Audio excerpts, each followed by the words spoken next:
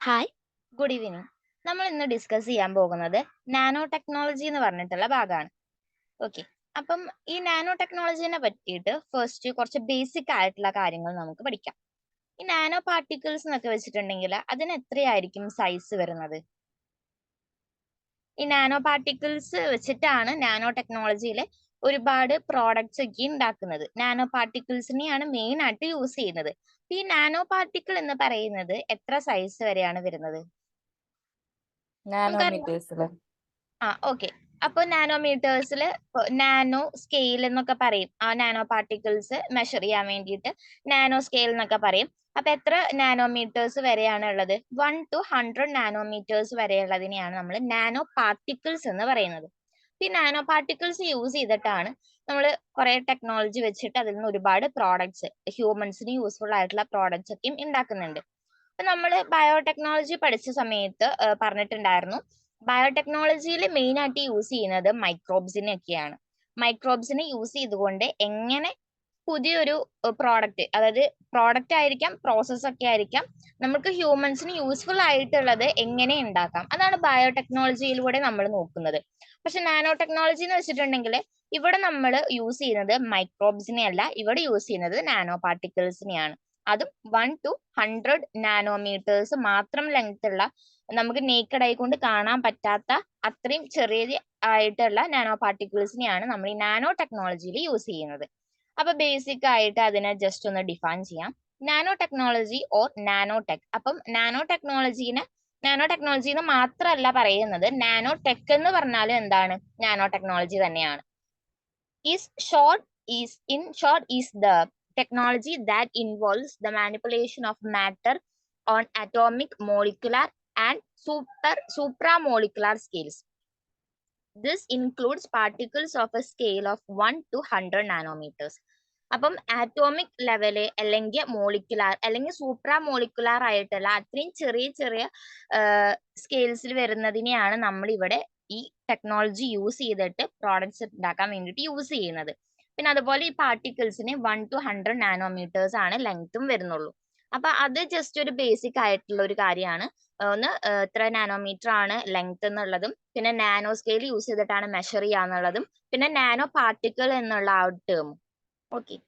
ഇനി അടുത്തത് എങ്ങനെയാണ്, ഇപ്പൊ നമുക്കറിയാവുന്ന ഒരു കാര്യമാണ്, ഇപ്പൊ നാനോ ടെക്നോളജി എന്നുള്ള ഒരു ബ്രാഞ്ച് ഒന്നും പണ്ട് കാലത്ത് ഉണ്ടായിരുന്നില്ല. ആൻഷ്യൻ ടൈംസിൽ ഉണ്ടായിരുന്ന ഒരു ബ്രാഞ്ച് ആയിരുന്നില്ല ഇത്. അപ്പം ഇത് ഇപ്പൊ വന്നിട്ടുള്ള ഒരു ന്യൂ സ്റ്റഡിയാണ്, അല്ലെങ്കിൽ എമേർജിങ് ആയിക്കൊണ്ടിരിക്കുന്ന ഒരു ഏരിയ ആണ്. എമേർജിങ് ആണ്. ഓക്കെ, എമേർജ്ഡ് അല്ല, എല്ലാം പഠിച്ചു കഴിഞ്ഞിട്ട് ഇതാ പഠിച്ചുകൊണ്ട് വരുന്നുള്ളൂ. ഒരു പുതിയൊരു ഫീൽഡാണ്.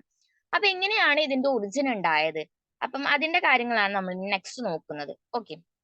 In 1959, physicist Richard Feynman gave a talk called There's Plenty of Room at the Bottom. അതായത് ഇപ്പം 1959 ഫിസിസ്റ്റ് ആയിരുന്ന റിച്ചാർഡ് ഫെയ്ൻമാൻ ഒരു ടോക്ക് അല്ലെങ്കിൽ ഒരു ലെക്ചർ നടത്തിയിട്ടുണ്ടായിരുന്നു. അപ്പൊ ലെക്ചറിന്റെ പേരാണ്, ആ ലെക്ചർ ഏത് ടോപ്പിക്, അതിന്റെ പേരാണിത്, There's Plenty of Room at the Bottom. ആ ലെക്ചറിന്റെ ടൈറ്റിൽ ആണ് കേട്ടോ ഇത്. അപ്പൊ ഇതിനെ ബേസ് ചെയ്തിട്ട് ആളൊരു ലെക്ചർ നടത്തിയിട്ടുണ്ടായിരുന്നു, അല്ലെങ്കിൽ ഒരു ടോക്ക് നടത്തിയിട്ടുണ്ടായിരുന്നു.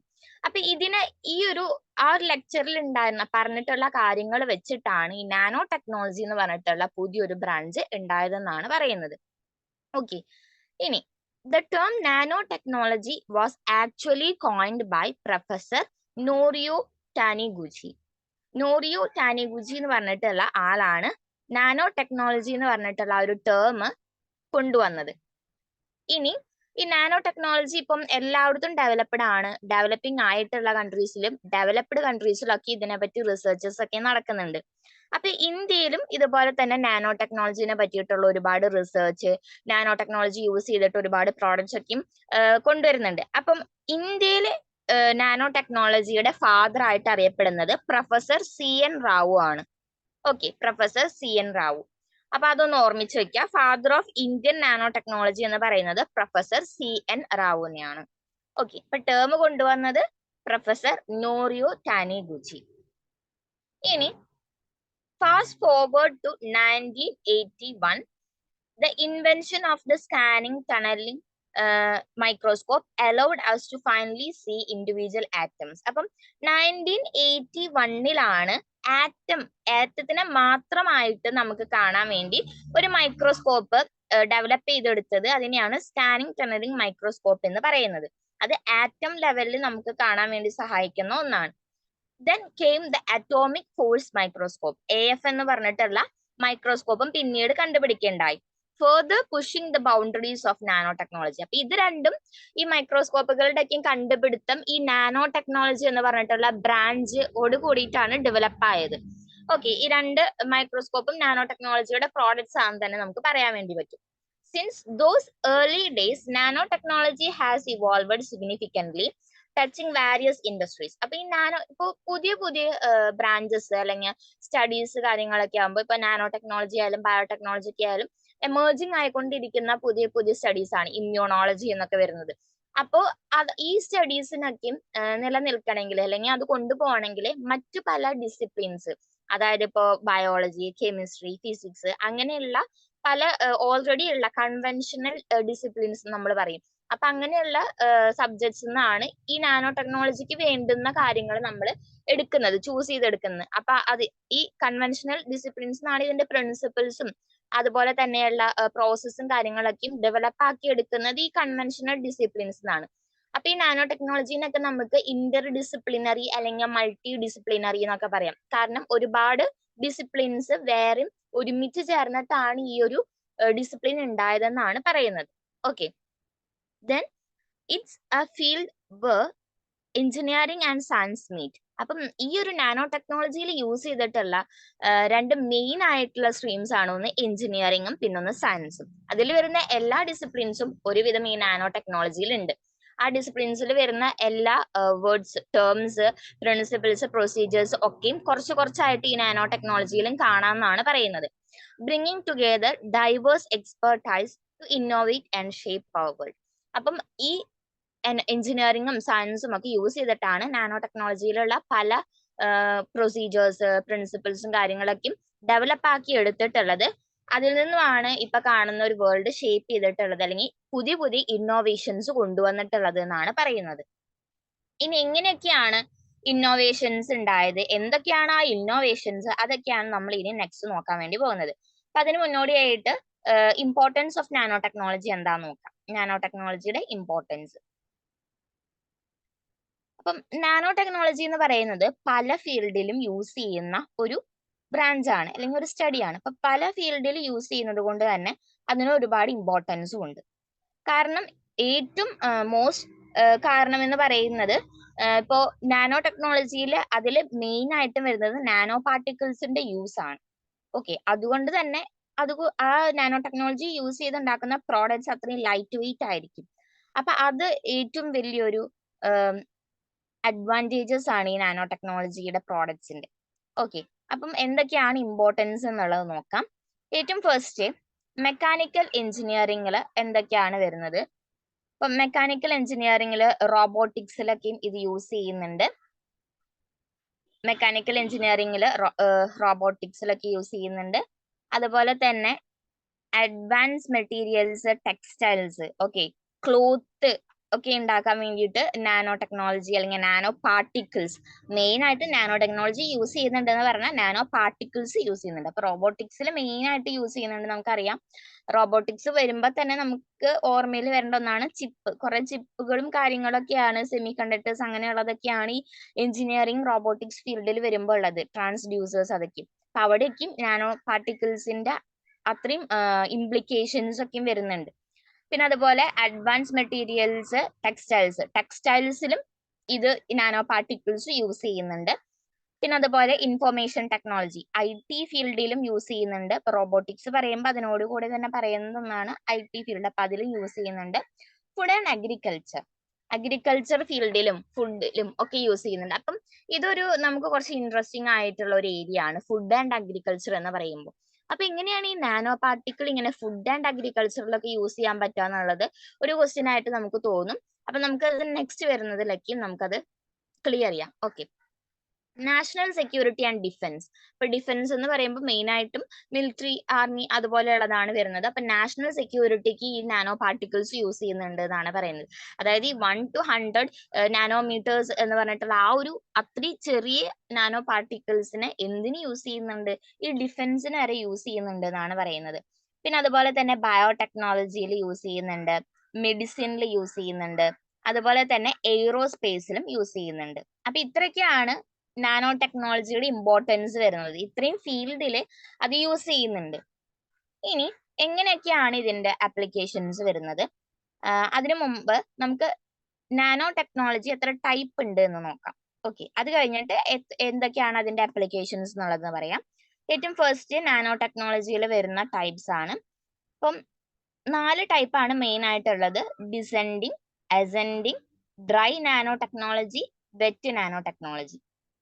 ഓക്കെ, അപ്പം ഫസ്റ്റ് ഈ നാനോ ടെക്നോളജി എന്ന് പറഞ്ഞിട്ടുള്ളത് ഡിഫറെന്റ് ടൈപ്സ് ഉണ്ട്. അപ്പൊ അതിനെ എങ്ങനെ ക്ലാസിഫൈ ചെയ്യാം? അപ്പൊ മെയിൻ ആയിട്ടും ക്ലാസിഫിക്കേഷൻ, ഒരു ക്ലാസിഫൈ ചെയ്യാൻ എന്ത് വേണം? ഒരു മെത്തേഡ് വേണം. ഒരു മെത്തേഡിലാണ് ക്ലാസിഫിക്കേഷൻ നടത്തുന്നത്. അപ്പൊ ടോപ്പ് ടു ബോട്ടം അല്ലെങ്കിൽ ബോട്ടം ടു അപ്പ്, ആ ഒരു രീതിക്കാണ് ക്ലാസിഫിക്കേഷൻ നടത്തിയിട്ടുള്ളത്. അതുപോലെ ഏത് മീഡിയത്തിലാണ് വർക്ക് ചെയ്തിട്ടുള്ളത്, ഡ്രൈ മീഡിയത്തിലാണോ വെറ്റ് മീഡിയത്തിലാണോ ഇത് വെച്ച് വർക്ക് ചെയ്യിക്കുന്നത്, അപ്പൊ അതനുസരിച്ചൊക്കെയാണ് എന്ത് വരുന്നത്? നാനോ ടെക്നോളജിയുടെ ക്ലാസിഫിക്കേഷൻസ് വരുന്നത്. ഇനി എന്തൊക്കെയാണ് ക്ലാസിഫൈ ചെയ്തിട്ടുള്ള different types of nano technology നോക്കാം. ഏറ്റവും ഫസ്റ്റ് ഡിസെൻഡിങ്, അതായത് ടോപ്പ് ടു ബോട്ടം, അല്ലെങ്കിൽ ടോപ്പ് ടു ഡൗൺ, എങ്ങനെയാണ് ആ ഒരു നാനോ ടെക്നോളജിയുടെ ടൈപ്പ് എന്നുള്ളത് നോക്കാം. Mechanisms and structures R miniaturised at the nanometric scale from 1 to 100 nanometres in size. അപ്പം 1 to 100 നാനോമീറ്റേഴ്സ് ഇൻ സൈസിലുള്ളതാണ് ഇവിടെ യൂസ് ചെയ്യുന്നത്. It is the most frequent to date, especially in electronics. അപ്പം ഈ ഡിസെൻഡിങ് നാനോ ടെക്നോളജി എന്ന് പറഞ്ഞിട്ടുള്ളത് ഏറ്റവും കൂടുതൽ use ചെയ്യുന്നത് എവിടെയാണ്? ഇലക്ട്രോണിക്സ് ഫീൽഡിലാണ് ഏറ്റവും കൂടുതൽ യൂസ് ചെയ്യുന്നത്.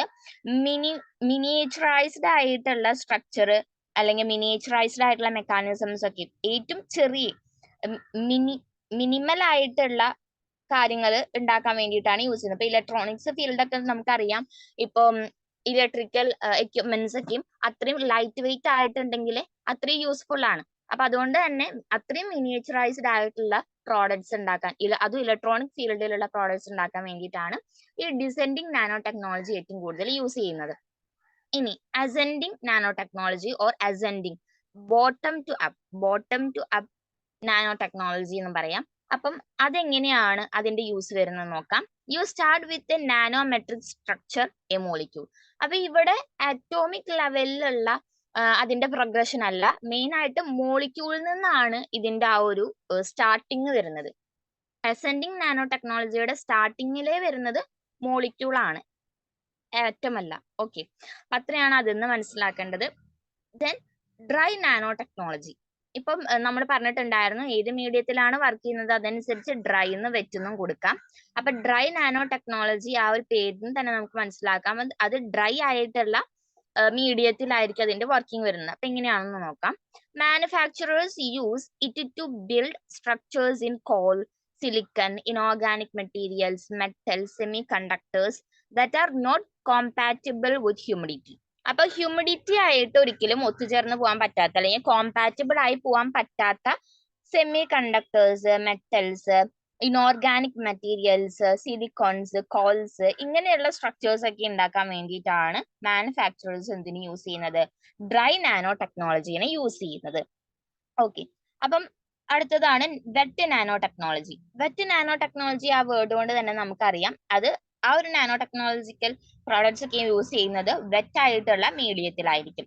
It is based on biological systems present in an aqueous environment including genetic material, membranes, enzymes and other cellular components. ഇപ്പം ബയോളജിക്കൽ സിസ്റ്റം എന്ന് പറഞ്ഞാൽ തന്നെ നമുക്കറിയാം അത് യൂഷ്വലി വെറ്റ് ആയിരിക്കും, വെറ്റ് ഇൻ കണ്ടീഷൻ ആയിരിക്കും. അപ്പൊ ഈ enzyme, membranes, genetic materials, cellular components എന്നൊക്കെ പറയുമ്പോൾ അതൊക്കെ വെറ്റ് ആയിട്ടുള്ളതാണ്. അപ്പം ഇതിൽ യൂസ് ചെയ്യാൻ പറ്റുന്ന അതായിട്ടുള്ള നാനോ ടെക്നോളജിക്കൽ പ്രോഡക്ട്സിനെ ഉണ്ടാക്കുന്ന ആ ഒരു ഫീൽഡിനെ അല്ലെങ്കിൽ ആ ഒരു സെക്ഷന് ടൈപ്പിന് പറയുന്നതാണ് വെറ്റ് നാനോ ടെക്നോളജി എന്നുള്ളത്. ഓക്കെ, അപ്പൊ ബയോളജിക്കൽ സിസ്റ്റംസിൽ വർക്ക് ചെയ്യിപ്പിക്കാൻ പറ്റുന്ന കുറച്ച് മെക്കാനിസംസ് ഉണ്ട്, അതുപോലെ തന്നെ പ്രോഡക്ട്സ് ഉണ്ട്. അപ്പൊ അങ്ങനെയുള്ളതൊക്കെയും ഉണ്ടാക്കുന്നത് ഈ വെറ്റ് നാനോ ടെക്നോളജിയുടെ കീഴിലാണ്, അല്ലെങ്കിൽ ആ ഒരു സെക്ഷനിലാണ് അതൊക്കെയും വരുന്നത്. ഓക്കെ, ദെൻ അടുത്തത് നമ്മൾ അതിന്റെ ആപ്ലിക്കേഷൻസ് ആണ് പറയുന്നത്. ഏറ്റവും ഫസ്റ്റ് ഇലക്ട്രോണിക്സ്. അപ്പൊ ഇലക്ട്രോണിക്സ് ഫീൽഡിൽ എന്താണ് നാനോ ടെക്നോളജിയുടെ ആപ്ലിക്കേഷൻ എന്ന് നോക്കാം. നാനോ റാം. ഇപ്പൊ റാം എന്ന് പറയുന്നത് RAM, അത് നമ്മുടെയൊക്കെയും ഫോണിൽ നമ്മൾ ഫോൺ വാങ്ങിക്കുമ്പോ ഒക്കെ നോക്കുന്നതാണ്, ഇത്ര റാമിന്റെ ആണോ, റാം കൂടുതലുണ്ടോ, അതൊക്കെ നമ്മൾ ഫോൺ വാങ്ങിക്കുമ്പോഴേ നോക്കുന്ന ഒന്നാണ്. അപ്പൊ ഈ റാം എന്ന് പറയുന്നത് ആ ഒരു ഇതും നാനോ സൈസ്, അതായത് നാനോ റാം എന്നുള്ളതും നമുക്ക് ഉണ്ടാക്കാൻ പറ്റുന്നതാണ് പറയുന്നത്. അപ്പൊ അത് ഒരു ഇന്നോവേഷൻ ആയിരുന്നു, ഈ നാനോ ടെക്നോളജി വഴി വന്നിട്ടുള്ള ഒരു ഇന്നോവേഷൻ ആയിരുന്നു നാനോ റാം എന്ന് പറയുന്നത്. It is A non volatile Ram, random access memory based on carbon nanotubes deposited on a chip-like substrate. Its small size permits very high density memories. അപ്പൊ ഈ നാനോ റാമിന്റെ പ്രത്യേകത എന്ന് പറയുന്നത് ഇതിന് ഹൈ ഡെൻസിറ്റി മെമ്മറി ആയിരിക്കും. ഓക്കെ, ഹൈ ഡെൻസിറ്റി മെമ്മറി ആയിരിക്കും. ഇപ്പം normal റാമിനെ വെച്ച് നോക്കുമ്പോൾ ഹൈ ഡെൻസിറ്റി മെമ്മറീസ് ആയിരിക്കും. ഇനി നാനോ ഒപ്റ്റോ മെക്കാനിക്കൽ SRAM, അതായത് സ്റ്റാറ്റിക് റാംസ് ഉണ്ട്. അപ്പൊ അതെന്താ നോക്കാം. This shows faster read or write time as compared to MEMS memory. അപ്പൊ MEMS മെമ്മറി ആയിട്ട് കമ്പയർ ചെയ്യുമ്പോൾ ഈ ഒരു സ്റ്റാറ്റിക് റാം അല്ലെങ്കിൽ നാനോ ഒപ്റ്റോ മെക്കാനിക്കൽ SRAM എന്ന് പറഞ്ഞിട്ടുള്ള ഈ സ്റ്റാറ്റിക് റാമിന് faster read or write time ആയിരിക്കും. ഓക്കെ, അപ്പം ഇലക്ട്രോണിക്സ് ഫീൽഡ് എന്ന് പറയുമ്പോൾ നമുക്ക് കുറച്ച് കോംപ്ലക്സ് ആയിട്ട് തോന്നും, പക്ഷെ ഇതിന്റെ അപ്ലിക്കേഷൻസ് ഈ നാനോ റാം അല്ലെങ്കിൽ നാനോ ഒപ്റ്റോ മെക്കാനിക്കൽ SRAM, അപ്പൊ ഈ സ്റ്റാറ്റിക് റാം അങ്ങനെയുള്ള പേരുകളൊക്കെ പഠിച്ചു വെച്ചാൽ മതി. അപ്പൊ അതിന്റെ ഇമ്പോർട്ടൻസും, അത് ഇമ്പോർട്ടൻസ് ആയിട്ട് ചോദിക്കില്ല, കൂടുതൽ ഇങ്ങനെ മൾട്ടിപ്പിൾ ചോയ്സ് ആയതുകൊണ്ട് തന്നെ ഇങ്ങനെയുള്ള വേർഡ്സും കാര്യങ്ങളൊക്കെ നോക്കി വെച്ചാൽ മതി. ഓക്കെ, ദെൻ ഹെൽത്ത് കെയർ അതുപോലെ മെഡിസിനിൽ എങ്ങനെയാണ് നാനോ ടെക്നോളജിയുടെ ആപ്ലിക്കേഷൻ എന്ന് നോക്കാം. ഇപ്പോ നമുക്കറിയാവുന്നതാണ്, മൈക്രോബ്സിനെ യൂസ് ചെയ്ത് ബയോടെക്നോളജിയിൽ ഒരുപാട് പ്രോഡക്ട്സ്, ഇപ്പൊ ഇൻസുലിൻ വരെ ഉണ്ടാക്കുന്നുണ്ട് നമ്മൾ പറഞ്ഞു. അപ്പൊ മൈക്രോബ്സ് എന്ന് പറഞ്ഞാൽ എത്രയായാലും അതൊരു ലൈവ്ലി ആയിട്ടുള്ളൊരു ഓർഗാനിസം ആണ് മൈക്രോബ് എന്ന് പറയുന്നത്. പക്ഷെ ഈ നാനോ ടെക്നോളജിയിൽ നാനോ പാർട്ടിക്കിൾസ് എന്ന് പറയുന്നത് അത്ര ലൈവ്ലി അല്ല, പക്ഷെ എന്നിട്ടും അത് യൂസ് ചെയ്ത് ഹെൽത്ത് കെയർ അതുപോലെ മെഡിസിൻസിലൊക്കെ യൂസ് ചെയ്യുന്നുണ്ടെന്നാണ് പറയുന്നത്. അപ്പൊ അതെങ്ങനെയാണെന്ന് നോക്കാം. Nano tech detectors for heart attack. അതായത് നാനോ ടെക്നോളജിയിൽ ഒരുപാട് ഡിറ്റക്ടേഴ്സ് ഉണ്ടാക്കിയിട്ടുണ്ട് നാനോ ടെക് യൂസ് ചെയ്തിട്ട്. അപ്പൊ അത് ഹാർട്ട് അറ്റാക്കിനെ ഡിറ്റക്ട് ചെയ്യുന്നതാണ് പറയുന്നത്. ഓക്കെ, അതുപോലെ നാനോ ചിപ്സ് ഉണ്ട്, അത് ആർട്ടറീസിൽ വരുന്ന പ്ലേക്കിനെ ചെക്ക് ചെയ്യുന്നതാണ് പറയുന്നത്. അപ്പൊ ആർട്ടറീസിൽ പ്ലേക്ക് വന്നിട്ട് എന്തുണ്ടാകും, ആ ബ്ലഡിന്റെ ഫ്ലോനെ അവിടെ ഇൻഡ്യൂസ് ചെയ്യും. ഓക്കെ, ഇൻഹിബിറ്റ് ചെയ്യും. അപ്പൊ ഇൻഹിബിറ്റ് ചെയ്യുമ്പോൾ അവിടെ എന്തുണ്ടാകും, ഹാർട്ട് അറ്റാക്കിനുള്ള ചാൻസ് കൂടുതലാണ്, ഹാർട്ട് ഫെയിലിയർ വരും. അപ്പൊ അതുകൊണ്ട് തന്നെ പ്ലേക്ക് ഉണ്ടോ എന്നുള്ളത് ചെക്ക് ചെയ്യാൻ വേണ്ടിയിട്ട് നാനോ ചിപ്സിനെ യൂസ് ചെയ്യുന്നുണ്ട്. ഇപ്പം യൂഷ്വലി ആൻജിയോപ്ലാസ്റ്റി അങ്ങനെയൊക്കെയുള്ള ടെക്നിക്സ് ആണ് യൂസ് ചെയ്യുന്നത്. അതൊക്കെയും അത്രയും പെയിൻഫുൾ ആണ്, കാരണം അത്രയും സൈസ് ഉള്ളതാണ് നമ്മുടെ ഈ വെയിൻസിലൂടെ കടത്തുന്നത്. അപ്പൊ അതിന് പകരം ഈ നാനോ ചിപ്സ് ഒക്കെ യൂസ് ചെയ്യുമ്പോൾ അത്രയും പെയിന് കുറവായിരിക്കും, അതുപോലെ തന്നെ നമുക്ക് നല്ല രീതിയിൽ അതിന്റെ റിസൾട്ട് കിട്ടുകയും ചെയ്യും. അപ്പൊ ആർട്ടറീസിൽ പ്ലേക്ക് ഉണ്ടോ എന്ന് ചെക്ക് ചെയ്യാൻ വരെ നാനോ ചിപ്സിനെ യൂസ് ചെയ്യുന്നുണ്ട്. പിന്നെ nano carriers for eye surgery and chemotherapy. Chemotherapy ക്യാൻസറിന് വേണ്ടിയിട്ട് ചെയ്യുന്നതാണ്. അപ്പൊ ക്യാൻസർ ഇല്ലാതിരിക്കാൻ ചെയ്യുന്ന കീമോതെറാപ്പിയിൽ, അതുപോലെ തന്നെ ഐസിൽ ചെയ്യുന്ന സർജറീസിലൊക്കെയും നാനോ കാരിയേഴ്സ് ആയിട്ട് യൂസ് ചെയ്യുന്നുണ്ട്. പിന്നെ diabetic pads for regulating blood sugar level. ഇപ്പൊ ഡയബറ്റിസ് ആയിട്ടുള്ള പേഷ്യൻസിൽ ഇതുപോലെ ബ്ലഡ് ഷുഗർ ലെവൽ മെയിൻറ്റെയിൻ ചെയ്യാൻ വേണ്ടിയിട്ട് എന്ത് ചെയ്യുന്നുണ്ട്, ഡയബറ്റിക് പാഡ്സ് ആയിട്ട് കൊടുക്കുന്നുണ്ട്. അതുപോലെ nano particles for drug delivery to the brain. ബ്രെയിനിലോട്ട് ഡ്രഗ് ഡെലിവർ ചെയ്യാൻ വേണ്ടിയിട്ട് നാനോ പാർട്ടിക്കിൾസിനെ യൂസ് ചെയ്യുന്നുണ്ട്. ഇപ്പോൾ ബ്രെയിനൊക്കെ ഓപ്പൺ സർജറി ചെയ്യുന്നത് കുറച്ച് കുറവാണ്. ഓപ്പൺ സർജറി ചെയ്തിട്ടുണ്ടെങ്കിൽ അത്രയും ഇൻഫെക്ഷൻസ് വരാനുള്ള സാധ്യത കൂടുതലാണ്. അപ്പൊ അവിടെ നമ്മൾ ചെയ്യുന്നത് ഇപ്പം ബ്രെയിനിലോട്ട് ഡ്രഗ് ഡെലിവർ ചെയ്യാന്നുള്ളതാണ്. അപ്പൊ അവിടെ ഒരു ക്വസ്റ്റ്യൻ വന്നിട്ടുണ്ടായിരുന്നത്, ഇതിൽ ഡെലിവർ ചെയ്യണമെന്നുണ്ടെങ്കിൽ ഒരു വെക്ടർ വേണം. അപ്പൊ അതിന് വേണ്ടിയിട്ട് എടുത്തത് ഒരു വെഹിക്കിൾ അല്ലെങ്കിൽ ഒരു വെക്ടർ വേണം. അതിന് വേണ്ടിയിട്ട് നാനോ പാർട്ടിക്കിൾസ് യൂസ് ചെയ്യുന്നുണ്ട്. For therapeutic treatment of neurological disorders. അപ്പൊ ന്യൂറോളജിക്കൽ ഡിസോർഡേഴ്സ് വരുമ്പോഴാണ് ഇങ്ങനെ ബ്രെയിനിലോട്ട് ഡ്രഗ്സ് കൊടുക്കേണ്ടി വരിക. അപ്പൊ ആ സമയത്ത് അതിനെ ഡെലിവർ ചെയ്യാൻ വേണ്ടി യൂസ് ചെയ്യുന്നത് ഇതുപോലെയുള്ള നാനോ പാർട്ടിക്കിൾസിനെയാണ്. ഇനി next nano sponges.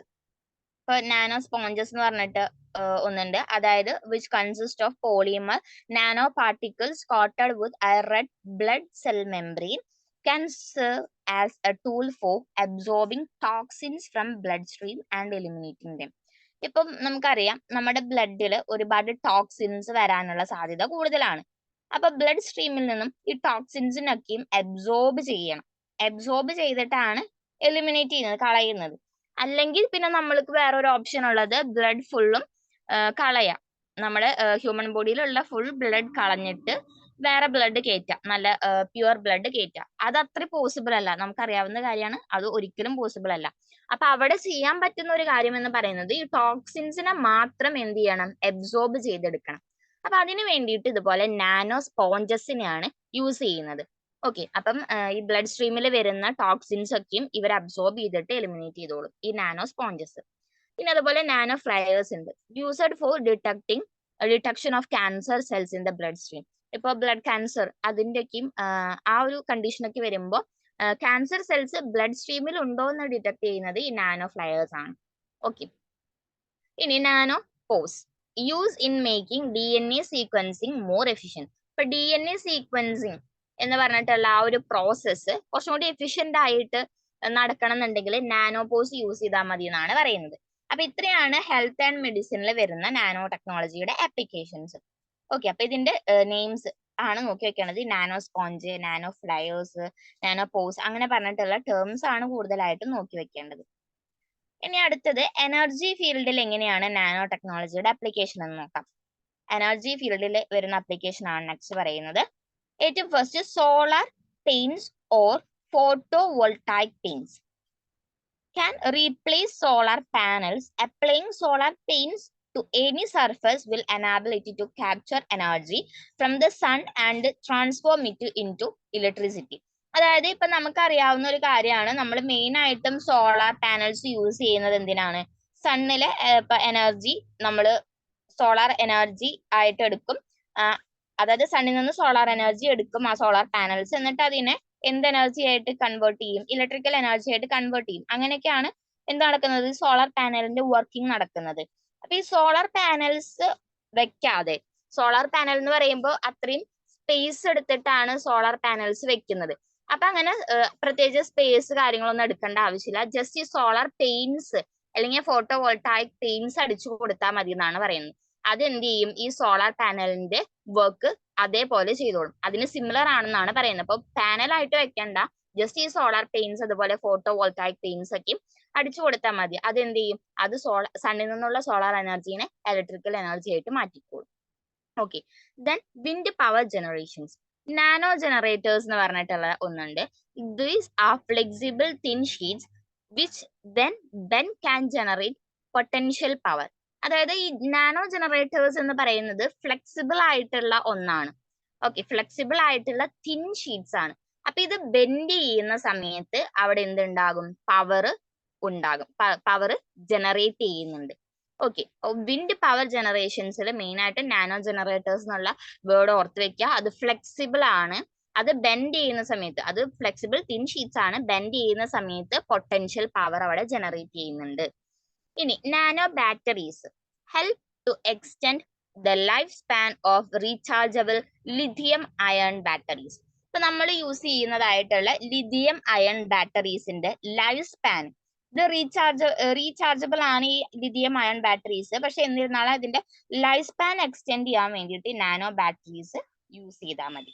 Okay, then ഇപ്പൊ ഇത്രയാണ് എനർജി ഫീൽഡിൽ വരുന്ന നാനോ ടെക്നോളജിയുടെ applications. Then agricultural food, agriculture and food. ഇപ്പൊ നമ്മൾ മുമ്പ് പറഞ്ഞിട്ടുണ്ടായിരുന്നു, ഇപ്പം ഇമ്പോർട്ടൻസ് നോക്കിയപ്പോൾ നാനോ ടെക്നോളജിക്ക് ഫുഡ് ആൻഡ് അഗ്രികൾച്ചറിൽ ആപ്ലിക്കേഷൻസ് ഉണ്ട്, അല്ലെങ്കിൽ അതിലെ നാനോ ടെക്നോളജി ഇംപ്ലിക്കേഷൻസ് വരുന്നുണ്ട് എന്ന് പറഞ്ഞു.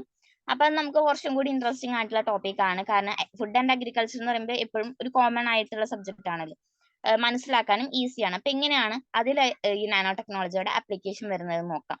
Nano fertilizers. ഇപ്പൊ നമ്മൾ അഗ്രികൾച്ചർ ഫീൽഡിൽ ഏറ്റവും കൂടുതൽ യൂസ് ചെയ്യുന്ന ഒരു വേർഡാണ് ഫെർട്ടിലൈസേഴ്സ്. ഈ ഫെർട്ടിലൈസേഴ്സിന്റെ പ്രത്യേകത, ഫെർട്ടിലൈസേഴ്സ് യൂസ് ചെയ്തിട്ടുണ്ടെങ്കിൽ സോയിലിന്റെ ഫെർട്ടിലിറ്റി കൂടും. ആ വേർഡ് കൊണ്ട് തന്നെ മീൻ ചെയ്യുന്നതാണ് സോയിൽ ഫെർട്ടിലിറ്റി കൂടും. സോയിൽ ഫെർട്ടിലിറ്റി കൂടിയിട്ടുണ്ടെങ്കിൽ അതിൽ നിന്ന് നമ്മൾക്ക് ക്രോപ്പ് ഒരുപാട് ഈൽഡ് തരും. ക്രോപ്പ് നമ്മൾ ഇപ്പൊ നട്ടിട്ടുണ്ടെങ്കിൽ ഒരുപാട് ഈൽഡ് തരും. അപ്പൊ അതുകൊണ്ട് തന്നെ ഫെർട്ടിലൈസേഴ്സ് യൂസ് ചെയ്യുന്നത് കുറച്ച് കോമൺ ആണ്. അപ്പം ഏറ്റവും ഫസ്റ്റ് ബയോ ഫെർട്ടിലൈസേഴ്സ് ആണ് യൂസ് ചെയ്തിരുന്നത്. പിന്നീട് അത് കെമിക്കൽ ഫെർട്ടിലൈസേഴ്സ് ആയി. കാരണം ഇപ്പം ബയോ ഫെർട്ടിലൈസേഴ്സ് യൂസ് ചെയ്യുമ്പോൾ അത്രയും ഈൽഡ് കിട്ടുന്നില്ല, അത്രയും സോയിലിന് അത്രയും ഫെർട്ടിലിറ്റി കിട്ടുന്നില്ല. അപ്പൊ അതുകൊണ്ട് കെമിക്കൽ ഫെർട്ടിലൈസേഴ്സ് യൂസ് ചെയ്ത് തുടങ്ങി. കെമിക്കൽ ഫെർട്ടിലൈസേഴ്സ് യൂസ് ചെയ്ത് തുടങ്ങിയപ്പോഴാണ് അതിന്റെ ഡ്രോബാക്സ് മനസ്സിലായത്. അതിന്ന് ഒരുപാട് ഡിസീസ്, ഇപ്പം വേറെയുള്ള ഓർഗാനിസംസിനായാലും ഹ്യൂമൻസിനായാലും അത് കഴിക്കുമ്പോഴും അത് ഇപ്പോൾ കൾട്ടിവേറ്റ് ചെയ്യുന്ന സമയത്തായാലും ഒരുപാട് ഡിസീസ് കിട്ടുന്നുണ്ടെന്ന് മനസ്സിലായപ്പോൾ കെമിക്കൽ ഫെർട്ടിലൈസേഴ്സിന്റെ യൂസും കുറച്ചുകൊണ്ട് വീണ്ടും ബയോ ഫെർട്ടിലൈസേഴ്സിലോട്ട് പോയി. അപ്പൊ അവിടെ വന്നിട്ടുള്ള ഒരു ക്വസ്റ്റ്യൻ ആയിരുന്നു, എങ്ങനെ നമുക്ക് ഇതുപോലെയുള്ള ഈൽഡ് കൂട്ടാൻ പറ്റും, എങ്ങനെ സോയിലിന്റെ ഫെർട്ടിലിറ്റി കൂട്ടാൻ പറ്റും എന്നുള്ളത്. അപ്പൊ അതിനുള്ള നല്ലൊരു ആൻസർ ആയിരുന്നു നാനോ ഫെർട്ടിലൈസർ എന്ന് പറയുന്നത്. അതിന്റെ ഡ്രോബാക്സ് ഒക്കെയും അത്രയും കുറവാണ്. ഇനി hybrid polymers find application in packaging and spoilage reduction by humans. അപ്പം ഹൈബ്രിഡ് പോളിമേഴ്സ് ഒക്കെയും ഈ പാക്കേജിങ്ങില് പാക്കറ്റ്സ് അതൊക്കെയും അതിലെ ആപ്ലിക്കേഷൻസ് ഉണ്ട് ഈ ഹൈബ്രിഡ് പോളിമേഴ്സിന്. അപ്പം ആ ഒരു സമയത്ത് ഫുഡ് പാക്ക് ചെയ്യുന്ന സമയത്ത് ഈ ഹൈബ്രിഡ് പോളിമേഴ്സ് ആണ് യൂസ് ചെയ്യുന്നത്. ഓക്കെ, അപ്പം അവിടെ സ്പോയിലേജ് റിഡക്ഷൻ ഉണ്ടാകും. അതുപോലെ തന്നെ ഫുഡിന് ഇപ്പം പ്ലാസ്റ്റിക് ആയിട്ടുള്ള റാപ്സ് യൂസ് ചെയ്യുന്ന സമയത്ത് അല്ലെങ്കിൽ അലുമിനിയം ഫോയിൽ യൂസ് ചെയ്യുന്ന സമയത്ത് ഉണ്ടാകുന്ന ഒരുപാട് ഹെൽത്ത് ഇഷ്യൂസ് ഉണ്ട്, അതൊക്കെയും കുറയ്ക്കാൻ വേണ്ടി പറ്റും. പിന്നെ sensors for food borne pathogens. ഇപ്പൊ ഫുഡിൽ നിന്ന് ഒരുപാട് പാത്തജൻസ് കിട്ടുന്നുണ്ട്. അതായത് ഇപ്പൊ കമ്മ്യൂണിക്കബിൾ ഡിസീസസ് ഉണ്ട്, മലേറിയ അതുപോലുള്ള അസുഖങ്ങളൊക്കെ, കോളറ, ജോണ്ടിസ്. അപ്പൊ ഇതൊക്കെയും പരക്കുന്ന അസുഖങ്ങളാണ്, അല്ലെങ്കിൽ കമ്മ്യൂണിക്കബിൾ ഡിസീസസ് ആണ്. ഒരാൾക്ക് വന്നിട്ടുണ്ടെങ്കിൽ മറ്റൊരാൾക്ക് വരും. അപ്പം ഒരാൾക്ക് വന്നിട്ടുണ്ടെങ്കിൽ അത് ആള് കഴിച്ച ഫുഡിൽ ഇരിക്കും. അപ്പൊ അത് വേറൊരാൾ കഴിക്കുന്നത് വഴി ആ ഒരു പാത്തജൻ വേറൊരാൾക്ക് കിട്ടുകയാണ് ചെയ്യുന്നത്. പക്ഷെ ഒരാള് ഇപ്പം അത് ടച്ച് ചെയ്തിട്ടുണ്ടെങ്കിൽ അതുപോലെ തന്നെ ആളുടെ സീറോ അങ്ങനെ എന്തെങ്കിലുമൊക്കെ ആയിട്ടുണ്ടെങ്കിലും ഇതുപോലെ ഫുഡ് കണ്ടാമിനേറ്റഡ് ആകും. അങ്ങനെയൊക്കെയാണ് ഫുഡ് ബോൺ പാത്തജൻസ് വരുന്നത്. അപ്പൊ ഈ ഫുഡ് ബോൺ പാത്തജൻസിനെ സെൻസ് ചെയ്യാനുള്ള സെൻസർ ആയിട്ടും ഈ ഒരു നാനോ പാർട്ടിക്കിൾസ് വർക്ക് ചെയ്യുന്നുണ്ട്. അതായത് ഫുഡിൽ ഏതെങ്കിലും പാത്തജൻ അടങ്ങിയിട്ടുണ്ടോ അതൊക്കെ നമുക്ക് കണ്ടുപിടിക്കാൻ പറ്റും. നാനോ ഇമൽഷൻസ് ആണ് അടുത്തത്, to reduce bacteria on products. ഇപ്പൊ നമുക്കറിയാം ഏതൊരു ഫുഡും പാക്ക് ചെയ്ത് വെച്ചിട്ടുണ്ടെങ്കിൽ കുറച്ച് നാൾ കഴിയുമ്പോഴേക്കും അതിൽ എന്ത് വരും, സ്യൂട്ടബിൾ പ്രിസർവേറ്റീവ്സ് ആഡ് ചെയ്തിട്ടില്ലെങ്കിൽ അവിടെ ബാക്ടീരിയാസ്, ഫംഗസ് അതുപോലെയുള്ളതൊക്കെ വരും, മൈക്രോബ്സ് വരും. അപ്പൊ അതൊക്കെ പാത്തജൻ ആണ്. ചിലതൊക്കെ യൂസ്ഫുൾ ആണ്, പക്ഷെ മോസ്റ്റ് കേസിലും അത് എന്താണ്, പാത്തജനിക് ആയിട്ടുള്ള മൈക്രോബ്സ് ആണ് വരുന്നത്. അപ്പൊ ഈ നാനോ ഇമൽഷൻസ് യൂസ് ചെയ്തിട്ടുണ്ടെങ്കിൽ ഇതുപോലുള്ള പ്രോഡക്ട്സിൽ ബാക്ടീരിയയുടെ നമ്പർ അല്ലെങ്കിൽ അതിന്റെ കുറയ്ക്കാൻ വേണ്ടി പറ്റുന്നതാണ് പറയുന്നത്. Next, nano particles based on titanium dioxide used as anti microbial agents. അപ്പം ഈ നാനോ പാർട്ടിക്കിൾസ്, അതായത് ടൈറ്റാനിയം ഡയോക്സൈഡ് ബേസ് ആയിട്ടുള്ള nano particles anti microbial agents ആയിട്ട് യൂസ് ചെയ്യുന്നുണ്ട് എന്നാണ് പറയുന്നത്.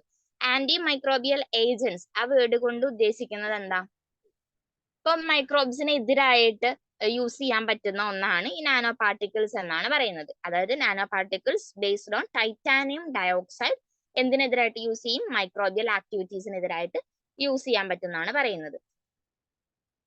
ദെൻ ഇപ്പോൾ അഗ്രികൾച്ചർ ആൻഡ് ഫുഡ് ആ ഒരു ഫീൽഡിലെ അതിന്റെ നാനോ ടെക്നോളജിയുടെ ആപ്ലിക്കേഷൻസ് നമ്മൾ പറഞ്ഞു.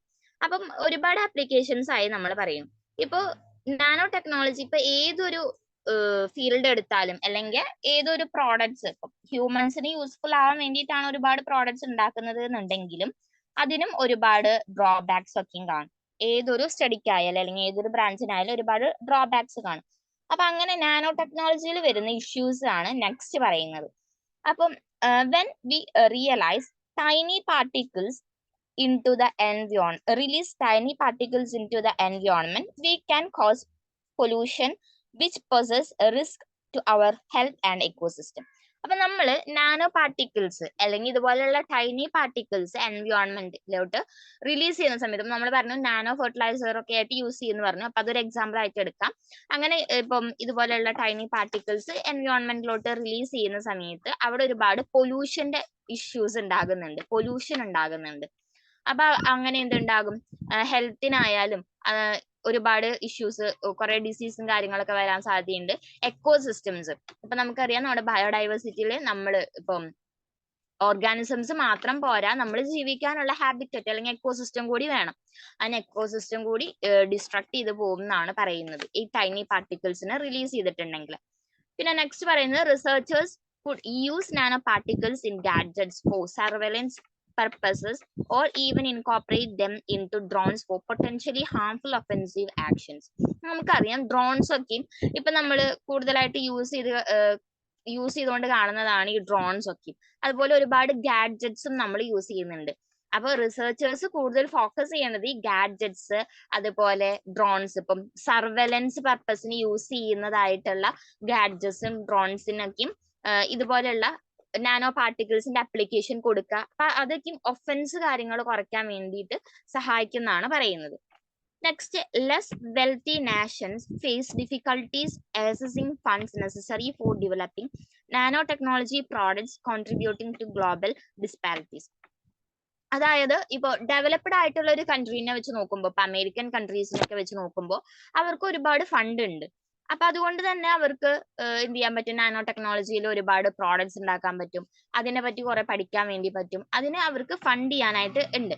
പക്ഷെ ഡെവലപ്പിംഗ് കൺട്രീസിനെ, ഇപ്പൊ ഇന്ത്യനൊക്കെ വെച്ച് നോക്കുമ്പോൾ നമ്മൾക്ക് അത്രയും ഫണ്ട് ഒന്നുമില്ല. അപ്പൊ അതനുസരിച്ച് നാനോ ടെക്നോളജിയുടെ പ്രോഡക്ട്സ് ഒക്കെയും ഉണ്ടാക്കാൻ പറ്റും. അതൊക്കെയും അതിൻ്റെയൊക്കെ ചാൻസസ് കുറവാണെന്നാണ് പറയുന്നത്. അപ്പം ഒരു ഗ്ലോബൽ ഡിസ്പാരിറ്റി ഉണ്ടാകുന്നതാണ് പറയുന്നത്. ഈ നാനോ ടെക്നോളജി ഫീൽഡ് വഴി ഗ്ലോബൽ ഡിസ്പാരിറ്റി ഉണ്ടാവുന്നതാണ് പറയുന്നത്. Okay, there's a moral question about whether we should explore the use of nanotechnology to enhance human abilities, potentially leading to significant ethical dilemmas. അതായത് ഇപ്പൊ നമ്മൾ ഏതൊരു ബ്രാഞ്ച് യൂസ് ചെയ്യുമ്പോഴും conventional disciplines ഒക്കെയും എത്തിക്കൽ principles അല്ലെങ്കിൽ എത്തിക്കൽ values, എത്തിക്കൽ നോംസിനൊക്കെയും base ചെയ്തിട്ടാണ് അവർ അതിൽ studies നടത്തിയിട്ടുണ്ടായിരിക്കുക. പക്ഷെ ഇപ്പൊ വരുന്ന ന്യൂലി എമേർജിങ് ആയിട്ടുള്ള സ്റ്റഡീസിലൊക്കെയും ഇതുപോലെ ഒരുപാട് എത്തിക്കൽ നോംസ് ഒന്നും അവര് ഫോളോ ചെയ്യുന്നില്ല.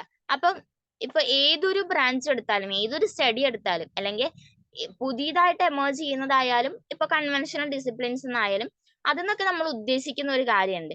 അതായത് ഇപ്പോ എത്തിക്കൽ ആയിട്ടുള്ള ഔട്ട്കംസ് ഉണ്ടാകണം.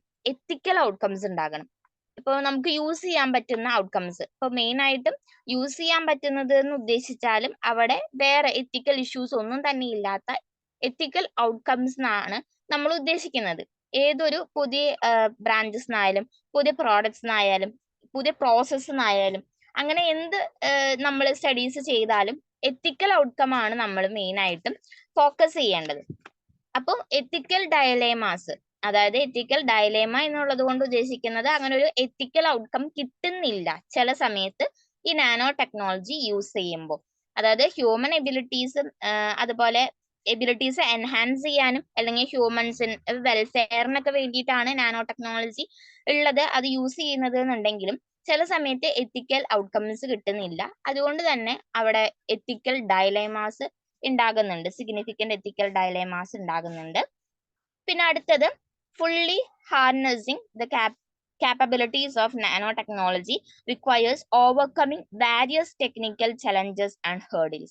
ഇപ്പൊ നമുക്കറിയാവുന്ന ഒരു കാര്യമാണ്, ഇപ്പോൾ ന്യൂലി എമേർജിങ് ആയിട്ടുള്ള ഒരു ഡിസിപ്ലിൻ ആയതുകൊണ്ട് തന്നെ ഒരുപാട് ടെക്നോളജിക്കൽ ഫീൽഡിൽ ഒരുപാട് ചലഞ്ചസ് ഉണ്ട്, അതുപോലെ ഹേർഡിൽസ് ഉണ്ട്. അപ്പൊ ഇതിനൊക്കെ ഓവർകം ചെയ്തിട്ടുണ്ടെങ്കിൽ മാത്രമാണ് നമ്മൾ വിചാരിക്കുന്ന രീതിയിൽ നാനോ ടെക്നോളജിയുടെ ഗ്രോത്ത് ഡെവലപ്മെന്റും ഉണ്ടാകുള്ളൂ.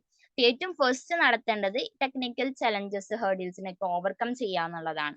അപ്പം അത് ഏറ്റവും കൂടുതൽ ഫോക്കസ് ചെയ്യണം. ഇതൊക്കെയാണ് നാനോ ടെക്നോളജി ആ ഒരു ഫീൽഡിൽ വരുന്ന ഇഷ്യൂസ്. ഓക്കെ, അപ്പൊ നമുക്ക് ഇത്രയും പറഞ്ഞത് മനസ്സിലായി എന്ന് വിചാരിക്കണം. എന്നാലും നമുക്കൊന്ന് ഒരു ഓവർവ്യൂ പോവാം. ഏറ്റവും ഫസ്റ്റ് നമ്മൾ പറഞ്ഞിട്ടുണ്ടായിരുന്നത് നാനോ ടെക്നോളജിയുടെ ഒരു ഡെഫിനിഷൻ ആയിരുന്നു. ഇപ്പൊ നാനോ പാർട്ടിക്കിള്, അതാണ് മെയിൻ ആയിട്ടും നമ്മൾ പറഞ്ഞിട്ടുണ്ടായിരുന്നത്. അത് 1 to 100 നാനോമീറ്റേഴ്സ് വരെയാണ് ഉള്ളത്. ഇപ്പൊ നാനോമീറ്റർ എന്നുള്ള രീതിയിലാണ് നമ്മൾ മെഷർ ചെയ്യുന്നത്. മെഷർ ചെയ്യാൻ യൂസ് ചെയ്യുന്ന പല ടൈപ്പ് എക്യുപ്മെന്റ്സ് ഉണ്ട്. അപ്പൊ ഒന്നാണ് നാനോ സ്കെയിൽ എന്ന് പറയുന്നത്. അപ്പൊ ഈ nanometre, nano scale, nano particle, ഇതൊക്കെ ബേസിക് ആയിട്ടുള്ള ടേംസ് ആണ്. പിന്നെ അതുപോലെ നാനോ ടെക്നോളജി എവിടുന്നാണ് ഒറിജിൻ ചെയ്തത്? അപ്പൊ മെയിൻ ആയിട്ടും ഇപ്പോ 1959 ഒരു ഫിസിസ്റ്റ് ഉണ്ടായിരുന്നു, റിച്ചാർഡ് ഫീൻമാൻ. അദ്ദേഹത്തിന്റെ ലെക്ചർ അല്ലെങ്കിൽ ഒരു ടോക്ക് ഉണ്ടായിരുന്നു, "There's plenty of room at the bottom" എന്ന ആ ഒരു ഹെഡിങ്ങോട് കൂടിയിട്ട് അല്ലെങ്കിൽ ആ ടൈറ്റിലോട് കൂടിയിട്ട്. അപ്പൊ ഇതെന്നാണ് ഇങ്ങനെ ഒരു ഐഡിയ വന്നത്. നാനോ ടെക്നോളജി എന്ന് പറഞ്ഞ ടേം കോയിൻ ചെയ്തത് പ്രൊഫസർ നോറിയോ ടാനിഗുച്ചി ആണ്. അതുപോലെ ഇന്ത്യൻ നാനോ ടെക്നോളജിയുടെ ഫാദർ എന്നറിയപ്പെടുന്നത് CNR റാവു ആണ്. ഓക്കെ, ഇനി ഇങ്ങനെ വന്നിട്ടുള്ള ഇതിന്ന് ഡെവലപ്പ് ആയിട്ടുള്ള ഒന്നാണ് സ്കാനിങ് ടണലിംഗ് മൈക്രോസ്കോപ്പ്, അതുപോലെ അറ്റോമിക് ഫോഴ്സ് മൈക്രോസ്കോപ്പ് എന്ന് പറയുന്നതൊക്കെ. പിന്നെ ഈ നാനോ ടെക്നോളജിയിൽ ഇത് ഒറ്റയ്ക്ക് നിൽക്കുന്ന ഒരു ഡിസിപ്ലിൻ അല്ല, ഒരുപാട് ഡിസിപ്ലിൻസ് ഒരുമിച്ച് കൂടി ചേർന്നിട്ടുള്ളതാണ് നാനോ ടെക്നോളജി. ഇനി അതിൽ ഒരുപാട് ആപ്ലിക്കേഷൻസ് അല്ലെങ്കിൽ ഇമ്പോർട്ടൻസ് പറഞ്ഞു. അപ്പൊ മെക്കാനിക്കൽ എഞ്ചിനീയറിംഗ്, റോബോട്ടിക്സിൽ ഇതിന് ഇമ്പോർട്ടൻസ് ഉണ്ട്. അഡ്വാൻസ് മെറ്റീരിയൽസ് ആൻഡ് ടെക്സ്റ്റൈലില്, information technology, medicine, aerospace, biotechnology, national security and defence, food and agriculture, ഇതിലൊക്കെയാണ് നാനോ ടെക്നോളജിയുടെ ഇമ്പോർട്ടൻസ് എന്ന് പറയുന്നത്. ഇതിലൊക്കെ നാനോ ടെക്നോളജിയുടെ ആപ്ലിക്കേഷൻസ് വരുന്നുണ്ട്. നമ്മൾ ടൈപ്പ് പറഞ്ഞു, 4 ടൈപ്പാണ്: descending, ascending, dry nano technology, wet nano technology. Descending, ascending according to their proceed, എങ്ങനെയാണ് ആ ഒരു ഇതിന്റെ ഇതിന്റെ സ്റ്റാർട്ടിങ് വരുന്നത്, എങ്ങനെയാണ് അത് പ്രൊസീഡ് ചെയ്യുന്നത്, അതനുസരിച്ചാണ് ഈ ഡിസെൻഡിങ് അസെൻഡിങ് എന്ന് പറഞ്ഞിട്ടുള്ള ടൈപ്പുകൾ വരുന്നത്. Dry nano technology, wet nano technology എന്ന് ഉദ്ദേശിക്കുന്നത് അത് ഏത് മീഡിയത്തിലാണ് വർക്ക് ചെയ്യുന്നത് അതനുസരിച്ചിട്ടാണ് ആ ഒരു dry nano technology, wet nano technology എന്നുള്ള ആ 2 ടൈപ്പ് നാനോ ടെക്നോളജി ഫീൽഡ്സ് വന്നിട്ടുള്ളത്. പിന്നെ നമ്മൾ നെക്സ്റ്റ് പറഞ്ഞിട്ടുണ്ടായിരുന്ന ഇതിന്റെ ആപ്ലിക്കേഷൻസ് ആയിരുന്നു. ഇലക്ട്രോണിക് ഫീൽഡിൽ ഇപ്പൊ മെയിൻ ആയിട്ട് അതിന്റെ ആ ഒരു ടേംസ് പഠിച്ചു വെക്കാൻ നോക്കുക. നാനോ റാം, അതുപോലെ നാനോ ഒപ്റ്റോ മെക്കാനിക്കൽ SRAM അല്ലെങ്കിൽ സ്റ്റാറ്റിക് റാം, ഇതൊക്കെയാണ് ഇലക്ട്രോണിക്സിൽ വന്നിട്ടുള്ള ആപ്ലിക്കേഷൻസ്. പിന്നെ ഹെൽത്ത് കെയർ ആൻഡ് മെഡിസിനിലുള്ളതാണ് ഒന്ന് nanotech detectors for heart attack. Heart അറ്റാക്കിനെ ഡിറ്റക്ട് ചെയ്യാൻ വേണ്ടി യൂസ് ചെയ്യുന്ന നാനോടെക് ഡിറ്റക്ടേഴ്സ്. നാനോ ചിപ്പ്, പ്ലേക്കിനെ ചെക്ക് ചെയ്യാൻ വേണ്ടി യൂസ് ചെയ്യുന്നത്. നാനോ കാരിയേഴ്സ്, ഐ സർജറിയിൽ, കീമോതെറാപ്പിയിൽ യൂസ് ചെയ്യുന്നത്. ഡയബറ്റിക് പാഡ്സ്, അതായത് ഡയബറ്റിക് ആയിട്ടുള്ള പേഷ്യൻസിൽ sugar level, blood sugar level regulate ചെയ്യാൻ വേണ്ടി കൊടുക്കുന്നത്. Nano particles for drug delivery to brain, ഇപ്പൊ എന്തെങ്കിലും ന്യൂറോളജിക്കൽ ഡിസോർഡേഴ്സ് വന്നിട്ടുണ്ടെങ്കിൽ ബ്രെയിനിലോട്ട് ഡ്രഗിനെ ഡെലിവർ ചെയ്യാൻ വേണ്ടി ഈ നാനോ പാർട്ടിക്കിൾസിനെ തന്നെയാണ് യൂസ് ചെയ്യുന്നത്. അതുപോലെ നാനോ സ്പോഞ്ചസ് ഉണ്ട്. ഇപ്പൊ നമുക്കറിയാം ബ്ലഡ് സ്ട്രീമിലൊക്കെയും എന്തെങ്കിലും ടോക്സിൻസ് വന്നിട്ടുണ്ടെങ്കിൽ അത് അബ്സോർബ് ചെയ്ത് എലിമിനേറ്റ് ചെയ്യാൻ ഈ നാനോ സ്പോഞ്ചസ് ഹെൽപ്പ് ചെയ്യും. നാനോ ഫ്ലയേഴ്സ്, അതായത് ഇപ്പൊ ബ്ലഡ് സ്ട്രീമിൽ ക്യാൻസർ സെൽസ് ഉണ്ടെങ്കിൽ അതിനെ ഡിറ്റക്ട് ചെയ്യാൻ നാനോ ഫ്ലയേഴ്സ് യൂസ് ചെയ്യാം. നാനോ പോസ്, അതായത് ഇപ്പോൾ DNA സീക്വൻസിങ് എന്നുള്ള പ്രോസസ്സ്, അത് ബയോടെക്നോളജിയിലുള്ള ഒരു പ്രോസസ്സാണ്. അപ്പൊ അത് എഫിഷ്യന്റ് ആയിട്ട് നടത്തണം എന്നുണ്ടെങ്കിൽ ഈ നാനോ പോസ് യൂസ് ചെയ്താൽ മതി. ഇനി എനർജി ഫീൽഡിൽ എന്തൊക്കെയാണ് ഇതിന്റെ ആപ്ലിക്കേഷൻസ് എന്നുള്ളത് നോക്കാം. എനർജി ഫീൽഡിൽ ഇപ്പോൾ സോളാർ പെയിൻസ് അല്ലെങ്കിൽ ഫോട്ടോ വോൾട്ടായിക് പെയിൻസ് ആണ് നമ്മൾ മെയിൻ ആയിട്ട് യൂസ് ചെയ്യുന്നത്, അതായത് സോളാർ പാനൽസിന് പകരം. അപ്പൊ ഇത് സണ്ണിൽ നിന്ന് സോളാർ എനർജീനെ ഇലക്ട്രിക്കൽ എനർജി ആയിട്ട് സാധാ സോളാർ പാനൽ ചെയ്യുന്നത് പോലെ തന്നെ ഇങ്ങനെ സോളാർ എനർജീനെ ഇലക്ട്രിക്കൽ എനർജി ആയിട്ട് കൺവേർട്ട് ചെയ്യുന്നുണ്ട്. പിന്നെ wind power generations, nano generators ഉണ്ട്. അത് ഫ്ലെക്സിബിൾ തിൻ ഷീറ്റ്സ് ആണ്. അപ്പൊ അതിൽ നിന്നും പൊട്ടൻഷ്യൽ പവർ ജനറേറ്റ് ചെയ്തെടുക്കാന്നാണ് പറയുന്നത്. നാനോ ബാറ്ററീസ്, ഇപ്പൊ നമുക്കറിയാവുന്നതാണ്, റീചാർജബിൾ ലിഥിയം അയൺ ബാറ്ററീസ് ഉണ്ട്. അപ്പൊ അതിന്റെ ലൈഫ് സ്പാൻ കൂടും, അതിനെ ഹെൽപ്പ് ചെയ്യുന്നതാണ് നാനോ ബാറ്ററീസ്. ഇനി അഗ്രികൾച്ചർ ആൻഡ് ഫുഡ്, ഇപ്പൊ നാനോ ഫെർട്ടിലൈസേഴ്സ് യൂസ് ചെയ്യുന്നുണ്ട്. ഹൈബ്രിഡ് പോളിമേഴ്സ്, അതായത് പാക്കേജിങ് ആ ഒരു ഫീൽഡിലേക്ക് ഹൈബ്രിഡ് പോളിമേഴ്സ് ആണ് യൂസ് ചെയ്യുന്നത്. പിന്നെ അതുപോലെ ഫുഡ് ബോൺ പാത്തജൻസിനെ സെൻസ് ചെയ്യാൻ സെൻസേഴ്സ് യൂസ് ചെയ്യുന്നുണ്ട്. നാനോ ഇമൽഷൻസ്, അതായത് ബാക്ടീരിയ പ്രോഡക്ട്സിലുണ്ടോ അപ്പൊ അത് റെഡ്യൂസ് ചെയ്യാനൊക്കെ നാനോ ഇമൽഷൻസ് യൂസ് ചെയ്യുന്നുണ്ട്. Nano particles based on titanium dioxide based ആയിട്ടുള്ള nano particles anti microbial agents ആണ്, അതായത് മൈക്രോബ്സിന് എതിരായിട്ട് ആക്ട് ചെയ്യുന്നതാണെന്നാണ് പറയുന്നത്. അപ്പൊ അതൊക്കെയാണ് നാനോ ടെക്നോളജിയുടെ ആപ്ലിക്കേഷൻസ് വരുന്നത്. പിന്നെ ഇഷ്യൂസ് നമ്മൾ പറഞ്ഞു. ഇപ്പൊ ഇതിനെ റിലീസ് ചെയ്യുന്ന സമയത്ത് ഒരുപാട് പൊല്യൂഷൻ ഉണ്ടാകും. അപ്പൊ ഹെൽത്തിനായാലും എക്കോസിസ്റ്റത്തിനായാലും ഒരുപാട് ഡിസഡ്വാൻറ്റേജസ് ആണ് ഈ ഒരു പൊല്യൂഷൻ എന്ന് പറയുന്നത്. പിന്നെ അതുപോലെ തന്നെ റിസർച്ചേഴ്സ് ഏറ്റവും കൂടുതൽ ഫോക്കസ് ചെയ്യേണ്ടത് ഇതുപോലെയുള്ള സർവൈലൻസ് പർപ്പസിന് വേണ്ടിയിട്ടുള്ള ഗാഡ്ജറ്റ്, ഡ്രോൺ ഒക്കെ ഉണ്ടാക്കാൻ വേണ്ടിയിട്ടാണ്. പിന്നെ അതുപോലെ തന്നെ ഡെവലപ്പിംഗ് ആയിട്ടുള്ള ഒരു കൺട്രീനെ വെച്ച് നോക്കുമ്പോൾ ഈ നാനോ ടെക്നോളജി എന്ന് പറഞ്ഞിട്ടുള്ള ഫീൽഡ് അഫോർഡ് ചെയ്യാൻ കുറച്ച് ബുദ്ധിമുട്ടാണ്. അപ്പം അതൊരു ഡ്രോബാക്ക് ആയിട്ട് അല്ലെങ്കിൽ ഇഷ്യൂ ആയിട്ട് പറയുന്നുണ്ട്. പിന്നെ ഹ്യൂമൻ എബിലിറ്റീസിനെ എൻഹാൻസ് ചെയ്യാൻ വേണ്ടിയിട്ടാണ് ഈ നാനോ ടെക്നോളജി യൂസ് ചെയ്യുന്നത് എന്നുണ്ടെങ്കിലും ചില സമയത്ത് നമ്മൾ ഉദ്ദേശിക്കുന്ന എത്തിക്കൽ ഔട്ട്കം വരുന്നില്ല. അപ്പൊ അതുകൊണ്ട് തന്നെ ചില സിഗ്നിഫിക്കന്റ് എത്തിക്കൽ ഡയലേമാസ് അവിടെ കോസ് ചെയ്യുന്നുണ്ട്. പിന്നെ നാനോ ടെക്നോളജി എന്ന് പറയുന്നത് ഇപ്പൊ നമുക്കറിയാം ഏതൊരു പുതിയ ഫീൽഡ് ആയാലും അവിടെ വരുന്ന ഏറ്റവും ഫസ്റ്റ് ഇഷ്യൂ എന്ന് പറയുന്നത് ടെക്നിക്കൽ അഡ്വാൻസ്മെന്റ് ആണ്. ഇപ്പൊ നമ്മൾ കാണുന്ന ആർട്ടിഫിഷ്യൽ ഇന്റലിജൻസ് ഒക്കെ. അപ്പൊ അതിന്റെ ചലഞ്ചസ് അപ്പൊ അതിനൊക്കെയും ഓവർകം ചെയ്യുക എന്നുള്ളതാണ് ഏറ്റവും ഫസ്റ്റ് നാനോ ടെക്നോളജി ആ ഒരു ഫീൽഡിന്റെ ഏറ്റവും ഫസ്റ്റത്തെ ഇഷ്യൂ എന്ന് പറയുന്നത്. അപ്പൊ ഇത്രയൊക്കെയാണ് നാനോ ടെക്നോളജി ഫീൽഡ് ഫേസ് ചെയ്യുന്ന ഇഷ്യൂസ്. ഇത്രയാണ് ഈ ഒരു ടോപ്പിക്കിൽ പറയാനുള്ളത്. എല്ലാവർക്കും മനസ്സിലായെന്ന് വിചാരിക്കുന്നു. Thank you.